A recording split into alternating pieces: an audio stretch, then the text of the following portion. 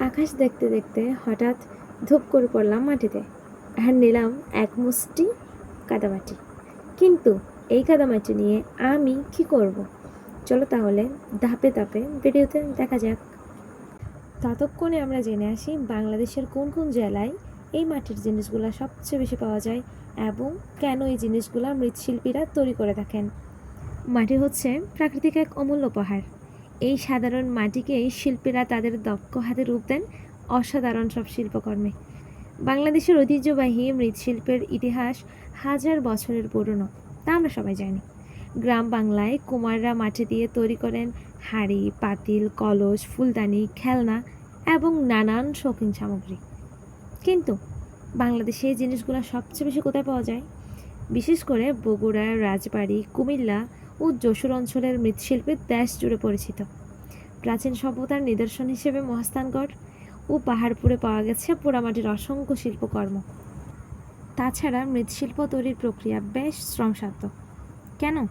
প্রথমে উপযুক্ত মাটি সংগ্রহ করা হয়, এরপর সেই মাটি পরিষ্কার করে পানির সাথে মিশিয়ে নরম করা হয়। তারপর কুমাররা চাকার সাহায্যে মাটি বিভিন্ন আকৃতির রূপ দেন। আকৃতি দেওয়ার পর বস্তুগুলো রোদে শুকানো হয় এবং পরে চুল্লিতে উচ্চ তাপে পোড়ানো হয়। কিন্তু বর্তমানে যতই আধুনিক প্লাস্টিক বা ধাতব পণ্যের ব্যবহার বাড়ছে, ততই আমাদের মৃৎশিল্পের সেই জিনিসগুলোর ব্যবহার কমছে। এই যা বলতে বলতে আমার ছোটোবেলার কথা মনে পড়ে গেল।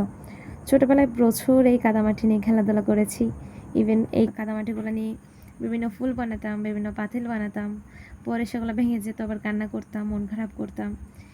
বহুদিন হয় মাটির জিনিস নিয়ে কোনো কিছু করা হয় না, মাটির সাথে খুব কাছাকাছি যাওয়া হয় না, মাটি ধরা হয় না। আজকে কেন যেন ইচ্ছে হলো খুব কাছ থেকে মাটিকে আপন করে নিই। এই মাটিগুলো নিয়ে আমি যা তৈরি করতে চেয়েছিলাম, যে একটা পাত্র, আমি প্রপারলি সেটা তৈরি করতে পারছি না। কারণ হচ্ছে মাটির সমস্যা।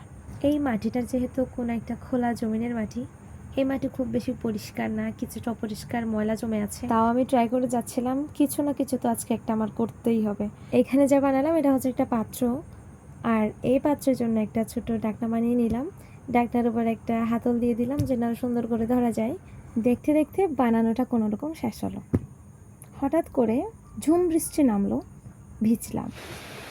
বৃষ্টির পরে প্রচুর রোদ দিল, পাত্রটাকে একটু শুকোতে দিলাম।